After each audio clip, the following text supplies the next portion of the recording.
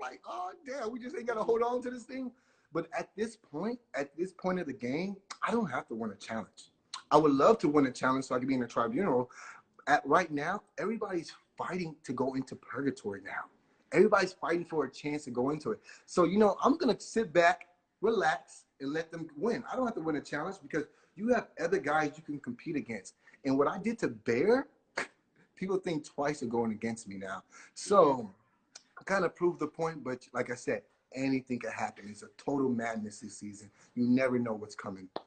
So at this point in the game, it's funny because it works like waves. Like Jay was the scapegoat in the beginning, and they just kept throwing him in. Then it kind of transferred to you, and it was like, fuck Nelson. And who did I tell you was on my line? Jay, right? So as soon as Jay went back, all tables turned at me. I'm like, all right, cool. All right, I don't even have a choice now. So I roll with the punches. You know what I'm saying? And I told Jay this every day. I was like, bro, if you don't keep winning, they're going to throw you back in. At this moment, you don't realize that at this moment, TJ doesn't say there's a limit to the Red's goals. Everybody's just hoping like, okay, we can just keep it going. And when I see something I like in elimination, because the whole goal is to get in the tribunal so you can throw yourself down there so you can see the elimination, see what you're getting yourself into. You know what I'm saying? And all these prospects are like, oh, and Jay's a prospect. I give it to Jay. He took the first guy home. He took a champ home. He took CT. I've seen CT win that elimination. I ran a final with CT. I know what this man can do. So him sending CT home was amazing. But I told him, I was like, bro, out of those 2 eliminations, was it really physical? Was it hands-on? No. But when it came to Rogan, now people want to say the size difference, which I totally understand. I get it, the way Rogan handled him and stuff like that. But look, Jay was kissing on his girl. Was kissing on D. He was making himself a target in the house. So he said, you know what? If people want to point me out and make me the target, I'm going to roll with it. I'm going to take his girlfriend, D, kiss up on her, and then go fight Rogan out. You saw that in the bar. You saw that. Yes. And you see what D was doing. She was messing with Rogan's feathers. She was trying to get him riled up and stuff like that. But we all see what D is all about. She plays the game like West. But, man, throwing her #1 girl in, man, this episode kind of, see, people are going to take that into consideration next season, man. People are going to like, wow, she threw her #1 girl in just because she was scared to run a final against her. So now people are going to keep that in your head. Like I said, everything you do, and people, we don't watch what they show on TV. We're watching just like the viewers. And we're seeing like, okay, we're noting down, like, all right, you had her back. You traded up on her. So everything you do, realize it's going to come back and bite you in the ass, especially if you piss off the wrong person. I mean, we saw that kind of like with Ashley too. Like she has like forever beef with people. Oh, well, you know what? Ashley stole $1 million from a guy that took her to the final. I'm sorry to say, you know, me and Ashley has always been cool. Ashley is a strong competitor, don't get me wrong, but she knows damn well she should have halved that money with Hunter, and we all know that. I'm still cool with Mad Love with Ashley. It's cool, it's a mutual thing, but nobody's gonna respect her for that, and nobody's gonna trust her. Nobody's gonna want to be her partner in the final or run something with her. Is she a great competitor? Is she a beast? Is she very smart? Hell yeah, I've run a final with this girl. But can you trust this girl to half the money? $1 million? Come on, man. I would have been happy with 500,000. Come on. I mean, I understand taxes and stuff like that, but 250. in that season, they came in late in the game too. They weren't there the entire season. They came in halfway through the game. And Hunter, to this day, that hunts him. I talk to Hunter all the time, and he hasn't let it go. He's forgiven her, but he is still there. You know what I'm saying? Yes, he's a champ, but he didn't walk away with the champ's money. So let's go back to, you mentioned D. Obviously, D throwing, like, trying to get rid of Jenny and shit like that. This is where the question of when does strategizing come in? When does, like, the underhanded shit, when does that happen for Nelson? So right now, as time goes on, I think you're going to see, I can't spill all the tea, but as time goes on, this is not the end of Nelson's wrath. You're going to see a different side of Nelson as time goes on. And, you know, this season was very hard for me, no doubt about it. Emotionally, physically, and just overall, one of the hardest seasons I've ever done. But as these episodes keep airing, you're going to see my strategy and what I'm about. Could I ever do that to my number one person, Cory? Hell no. Hell no. I don't give a damn if he's faster than me, a better swimmer than me, or whatever. That's just not in my character. But I think the viewers are gonna see a different side of me. You know, I've been with MTV for the last 5-6 years, and y'all seen all kind of sides of me, and I see it for myself, just like y'all. And I kind of surprise myself. And sometimes I hate myself, sometimes I love myself. I make mistakes. I'm not perfect, but I think as time goes on, you'll see another side of Nelson, how I handle the game, and how my strategy plays out. Do you think, without giving anything away, do you think the fight that happened with Swaggy and Josh, one of them becomes like the house scapegoat? You know, Swaggy and Josh is kind of funny to me because I'm gonna fill y'all in with something because I got into Swaggy. They didn't air it. It didn't make airtime. You know, me and Swaggy didn't see eye to eye. Me and Bailey didn't see eye to eye, and we didn't really get along. To be honest with you, I felt like they played me. I tried to bring them into my alliance at one point, and things just got switched around. And that is one of the reasons why my name got called so many times. Excuse me. My name got called so many times in one of the first tribunal. And then me and Swaggy are going at it and about to get in a fist fight. But they don't show that, you know what I'm saying? But as time goes on, I get to meet Swaggy. I get to know Swaggy. And I like that dude a lot. I have mad respect for him. He's a straight up guy. And I just don't think Swaggy and Bailey knew what they were getting themselves into when they got into the game because they're prospects. And with me trying to bring them in and catch them up, it kind of backfired on me.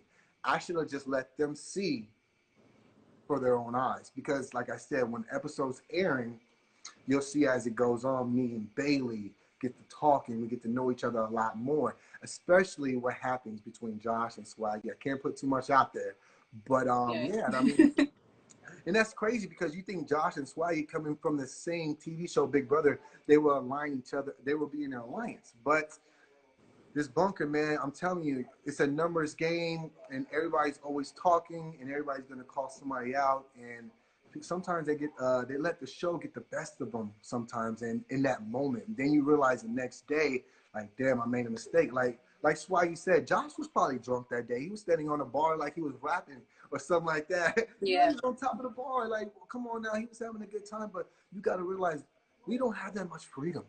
So when we get to go out to the bar, we get to let loose. We get to put the alcohol in our season. And you know when alcohol comes into play, the truth comes out. You know that. People speak the truth. They don't want to say it, but when some alcohol comes into play, the balls drop a little bit. They got a little bit more courage. They ain't thinking too much about long term. They're thinking about right now. But is Josh playing a smart strategy game? Let's think about this. Why wouldn't Josh not want to go against Swaggy? He's a prospect. He's never been into purgatory. He's never seen an elimination. How many eliminations has Josh seen? How many eliminations has Josh lost? So you got to take that in consideration. So him getting into that fight with Swaggy, maybe he tried to set himself up. Maybe he tell the house, I want to go against Swaggy because he's a prospect and I don't think he could beat me. You know what I'm saying? He's not saying I want to go against Cory, or he's not getting into it with anybody else. So I think as of right now, as the game goes on, people are trying to choose who to go against. Who do they think they can beat to get their red skull? That's what it comes down to now. So you see little beefs start here and there.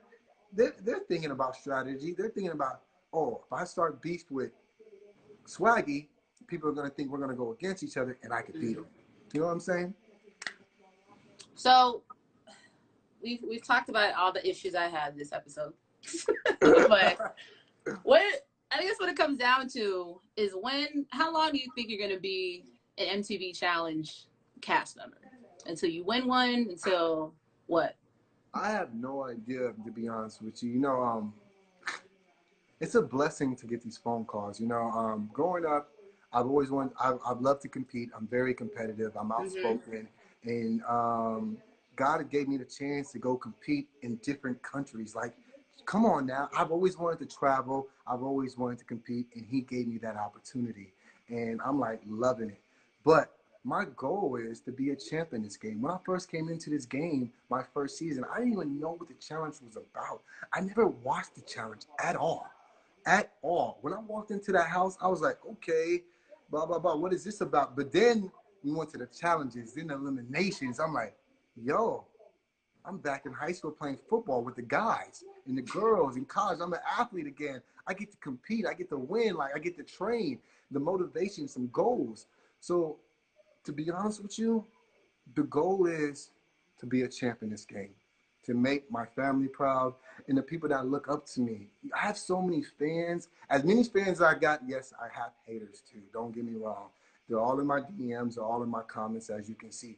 People flip and flop. You know how it is in this game. But when you get that one DM from a kid saying, Nelson, you're my favorite challenger. I want to just be just like you. We all make mistakes, man. You're so fit. I respect your game. How do I do this? It just makes me smile. All that hate, all that rudeness and evilness, it just goes out the window because of that one kid that looks up to me. And I just want to show people out there coming out of Inglewood and making something out of myself and people not expecting to be where I'm at in life, anybody can do it. And I feel like not only do I have to prove to myself that I can be a champ in this game, but I have to prove it to everybody else. I'm gonna cry over here. Nah, man,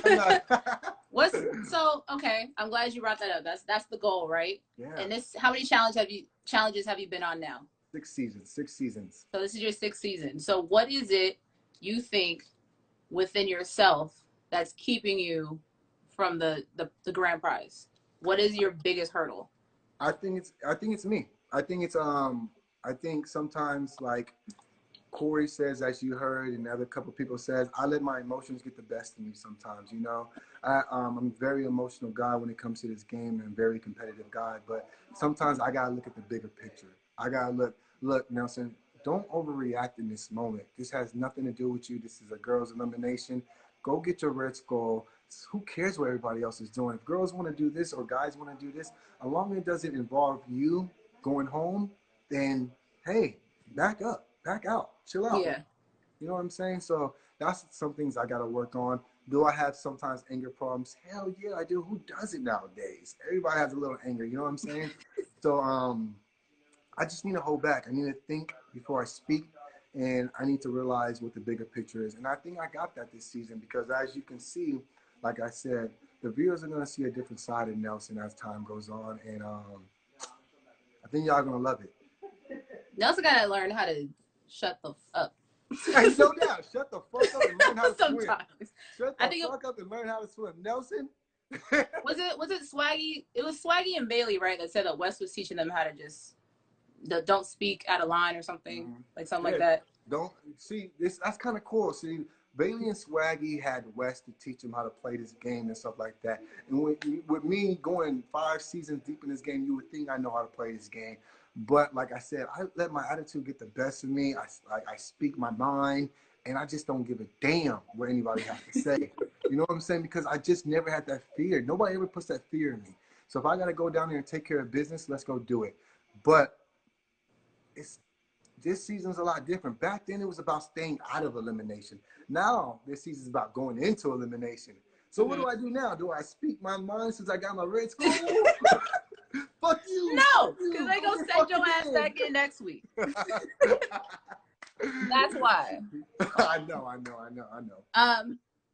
That was really, like, until next week, I don't want to give anything away, obviously. Because like I said before you joined, this is like one of the only shows I religiously watch every week. I appreciate it. Mad love. And I don't want no one to spoil it. I want to see what the fuck happens. Yeah. But go ahead. No. What were you gonna say? No, I was just saying. I wanted you to share what you're working on, your training business. But what were you gonna say? Okay, we'll get into that in a minute. Yeah, I think you're gonna see a different sides of a lot of people in this game, and it's crazy because like you've been rocking with us for the last 35 seasons. This season, you're gonna see a big change in a lot of people. And I'm going to be friends with a lot of people you're not going to expect me to be friends with. It's crazy because you got to realize in this bunker, all we have is each other. And it's just getting, it's just getting harder and harder every day, man. So we come to terms that we only have each other. And some of us open up to each other. And some of us, you would have never thought we'd be friends at all. So it's amazing. I left this season with a couple friends that I never thought I'd be friends with. I didn't know how much in common we had in with each other. I didn't know how much we were alike with other people. So, but this bunker brings out the best in you, but it also brings out the worst in you. But you can also learn a lot too. So, and with these seasons I've done, I've learned something every season, every season. As you can see, me and Kyle get into it. Last time I got into a fight, I got kicked off because of Derek. He played me. He played me real good. I put my hands on him. I mushed the shit out of him. And then next thing you know, I had a chance to win that season. Everybody said Nelson's winning this season, winning this season. And next thing you know, Derek got me out playing a smarter game. Let him put my hands on him so he can get sent home. That's why he didn't trust me that season, which is a very smart play. Yeah. Someone sent the question. They said, how well do you think you would have done if Cory wasn't there? Because it just seems like Cory, like you said, the only person he knew was Cory, but Cory had some pre-existing relationships. So Well, how far do you think you've gotten if it was just you solo? Honestly, I think it would have been the same.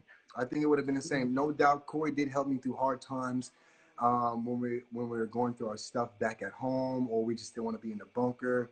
And having your brother there, man, it's a huge thing, man. It's huge, man, because you can honestly get to talk to somebody, let some things off your chest, and you actually can trust somebody. You don't expect you expect everybody to stab you in the back. But Cory's the kind of guy, I go to him, I tell him what's on my mind. If I got to go punch the bag a couple of times or go get a workout in, or just have that talk.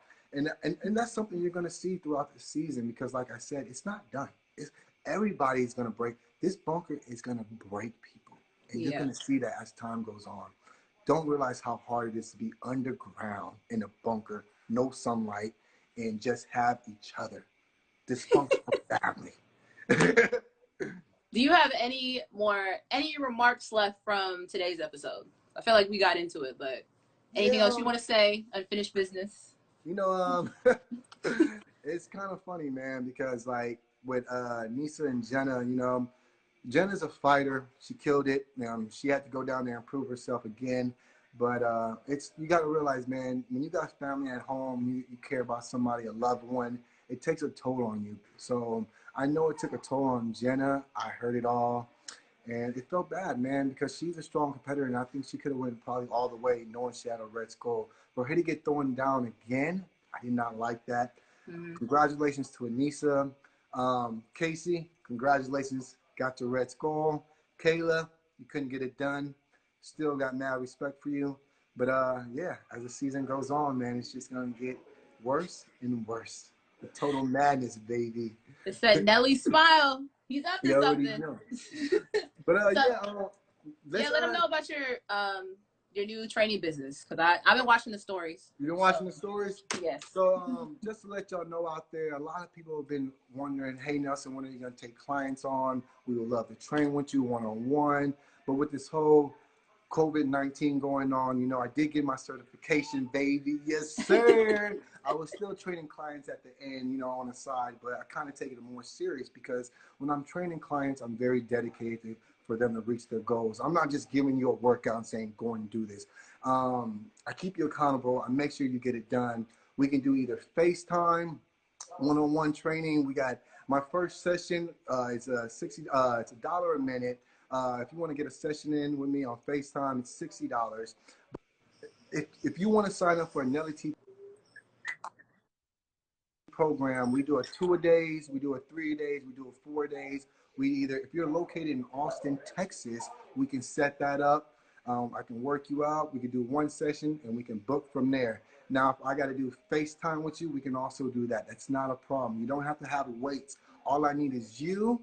All I need is the courage and to sign up, and let's go get it. So, yeah, go ahead and reach me in my DM. I'll send you an email back saying your age, your injuries, what your goals are, and let's get to work. 2020.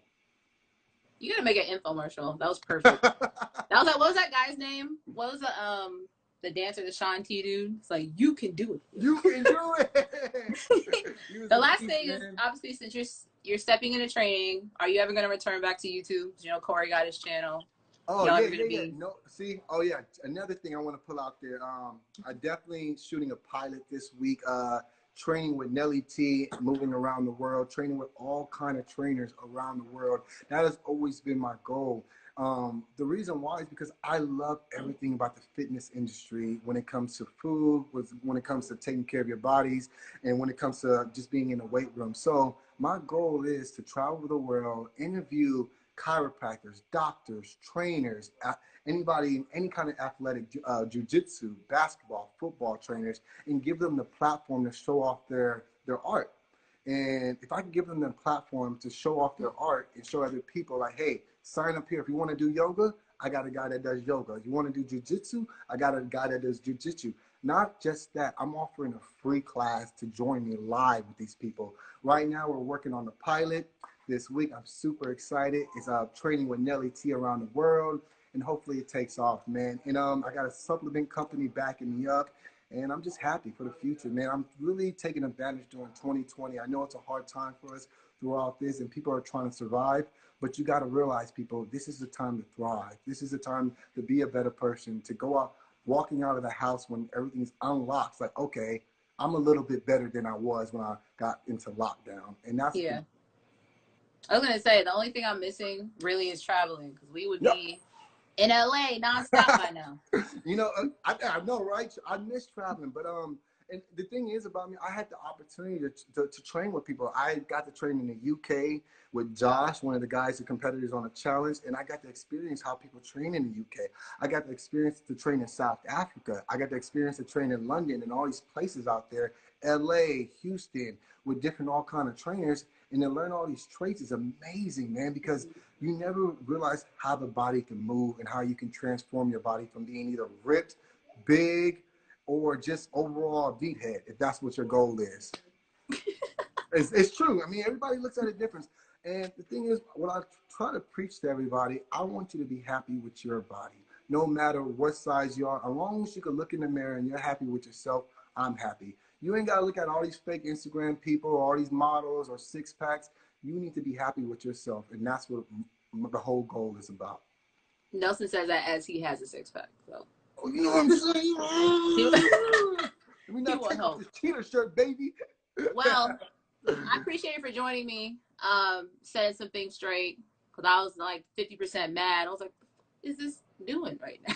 I know, man, I know. I upset a lot of people this season, but y'all keep rocking with me, and y'all see the changes as time goes on. And I appreciate all the fans, all the love. If you hate me, if you don't hate me, I still love you, because if it wasn't for y'all, we would not have a show, and that's one thing we got to thank y'all for. So MTV, from production and cast members, and like I said, if it wasn't for fans, we wouldn't be here either. So thank you. I know challenge fans are like, I don't even know, like Beyonce fans. Like, oh, no doubt. 35 seasons. Come on now, the biggest reality TV show, huge, crazy. I know. And this is a great segue because next week, I think we're going to interview Cory. Okay. So we're just going to go down the line. I need Fessy. I haven't met Fessy yet. So I got you. I'll link that up real fast. Fessy, link you with Fessy. Well, sir, I appreciate you. Anything else you want to let your fans know before you leave? All I want to say is I thank y'all for rocking with me. I understand I probably disappointed some of y'all, but stick with me. We grow together, and stay tuned to next episode. All right, y'all. Bye, Nelson. All right, Ash. We'll see you next week. All right, y'all. All right. I'm going to save this for everybody because I saw y'all asking that you want me to save it. So let me save this. And I will see y'all later, all right? Y'all enjoy.